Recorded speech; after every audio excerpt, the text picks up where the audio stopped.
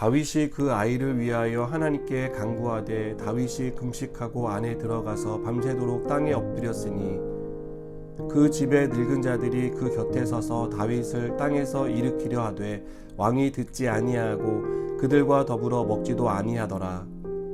이레만에 그 아이가 죽으니라.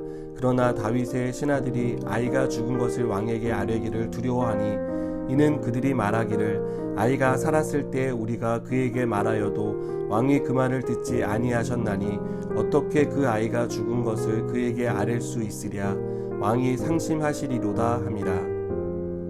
다윗이 그의 신하들이 서로 수군거리는 것을 보고 그 아이가 죽은 줄을 다윗이 깨닫고 그의 신하들에게 묻되 아이가 죽었느냐 하니 대답하되 죽었나이다 하는지라. 다윗이 땅에서 일어나 몸을 씻고 기름을 바르고 의복을 갈아입고 여호와의 전에 들어가서 경배하고 왕궁으로 돌아와 명령하여 음식을 그 앞에 차리게 하고 먹은지라. 그의 신하들이 그에게 이르되 아이가 살았을 때에는 그를 위하여 금식하고 우시더니 죽은 후에는 일어나서 잡수시니 이 일이 어찌 됨이니까 하니 이르되 아이가 살았을 때 내가 금식하고 온 것은 혹시 여호와께서 나를 불쌍히 여기사 아이를 살려주실는지 누가 알까 생각함이거니와 지금은 죽었으니 내가 어찌 금식하랴. 내가 다시 돌아오게 할 수 있느냐. 나는 그에게로 가려니와 그는 내게로 돌아오지 아니하리라 하니라.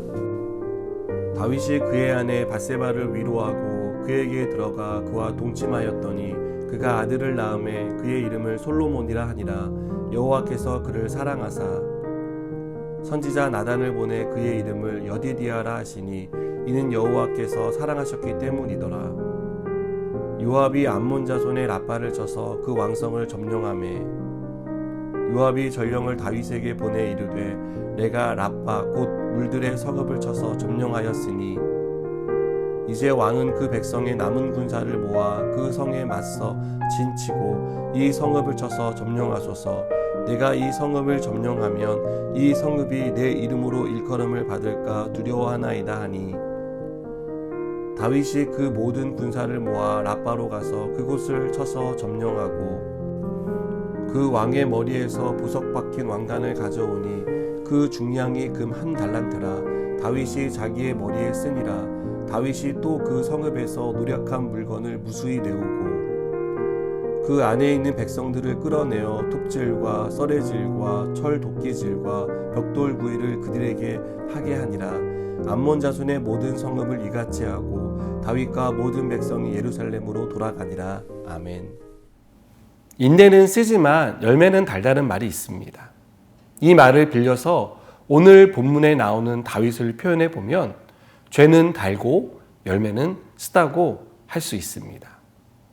죄의 열매가 쓴 이유는 죄에는 심판이 있기 때문입니다. 하나님은 우리를 사랑하십니다. 그러나 하나님은 죄에 대해 공의로운 심판을 하십니다. 이 사실은 변함이 없는 진리입니다. 하나님은 다윗이 지은 죄에 대해 심판하겠다고 말씀하셨습니다. 그래서 밧세바와의 사이에서 태어난 아이를 죽게 하셨습니다. 우리는 여기서 하나님이 죄를 엄정하게 다루신다는 사실을 알 수 있습니다. 그리고 이처럼 죄를 엄정하게 다루시는 것은 죄에는 반드시 심판이 따른다는 것을 알고 죄를 멀리하라는 경고입니다. 그렇지 않으면 죄의 달콤함에 빠져 죄의 노예가 되기 때문입니다. 하나님이 아이를 죽게 하신다는 말씀을 들었지만 그래도 다윗은 기도했습니다. 혹 자신을 불쌍히 여겨주셔서 살려주실지도 모른다는 그런 기대를 가지고 기도했던 것입니다.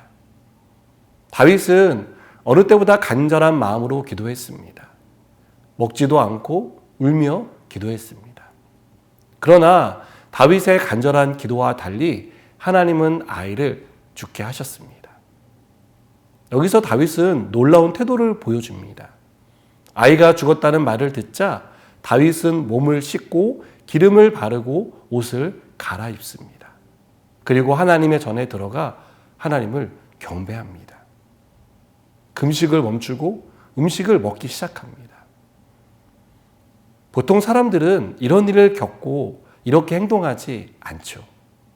금식하며 기도했는데 아이가 죽는 결과를 받았다면 실망하고 원망하는 것이 인지상정입니다.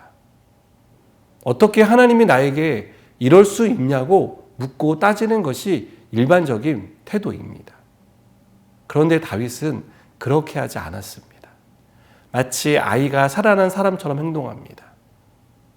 여러분, 어떻게 이럴 수 있습니까? 우리는 이런 상황 자체를 이해하지 못합니다.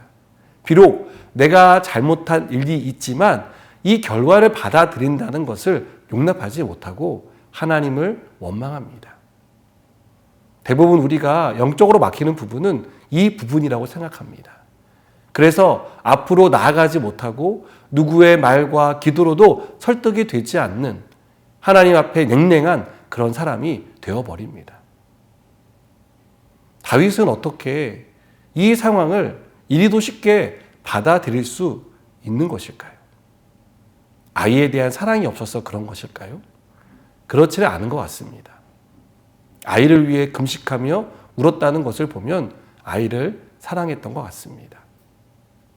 그런데 다윗이 이 일을 이렇게 쉽게 받아들일 수 있었던 것은 자기 방식이 아닌 하나님의 방식을 받아들였기 때문이라고 믿습니다. 우리는 날마다 하나님의 은혜가 필요합니다. 그래서 그 은혜를 구합니다. 우리의 소원을 가지고 기도합니다.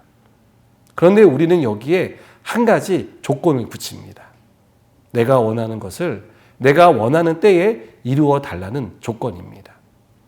이것이 하나님이 우리에게 은혜 베푸신 증거라고 믿고 이렇게 되는 것이 기도 응답이라고 우리는 생각합니다. 그래서 이것 외에 이루어지는 일은 은혜가 아니고 기도가 거절된 것이라고 생각합니다. 죽어가는 아이를 위해 기도했다면 아이를 살려주는 것이 은혜를 받은 것이고 기도가 응답된 것이라고 생각하는 것이죠.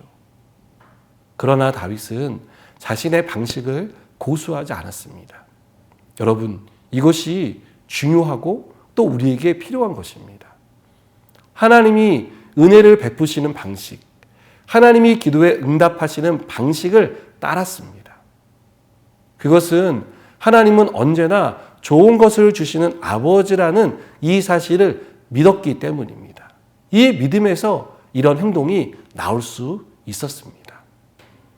다윗은 숱한 고난과 고생을 통해 하나님이 주신 것은 언제나 좋은 것이었다는 것을 알았습니다. 여러분, 하나님은 우리가 원하는 것을 원하는 때에 주시기도 하지만 때론 어쩌면 많은 부분에서 다른 방식으로 응답하시는 일이 있습니다. 그것이 우리에게 가장 좋은 것이기 때문입니다. 그렇기 때문에 우리가 하나님은 우리에게 언제나 좋은 것을 주신다는 믿음이 없으면 여전히 내 방식이 옳고 내 방식대로 응답해 주셔야 한다라고 생각하게 됩니다. 그렇지 않으면 섭섭해하고 불평하고 하나님을 원망하게 되는 것이죠. 여러분, 하나님은 우리에게 언제나 은혜를 베풀어 주십니다. 항상 좋은 것으로 우리를 먹이시고 입히시고 보호해 주십니다. 이 사실을 믿으시기 바랍니다. 항상 좋은 것으로 우리를 채우시는 하나님을 신뢰하는 믿음을 가지시기 바랍니다. 그래서 내가 원하는 것, 내가 원하는 때가 아니라 아버지의 뜻대로 이루어지는 것이 가장 선하고 가장 좋은 것임을 믿게 되는 저 여러분 되기를 축복합니다. 기도하시겠습니다. 하나님, 우리에게 일어나는 많은 일들, 우리의 방식대로 이루어지길 바라지만 하나님의 방식대로 이루어지는 것이 더 좋은 것임을 믿게 하여 주시옵소서. 그래서 하나님을 기대하는 믿음의 사람 되게 하여 주시옵소서. 예수님의 이름으로 기도드립니다. 아멘.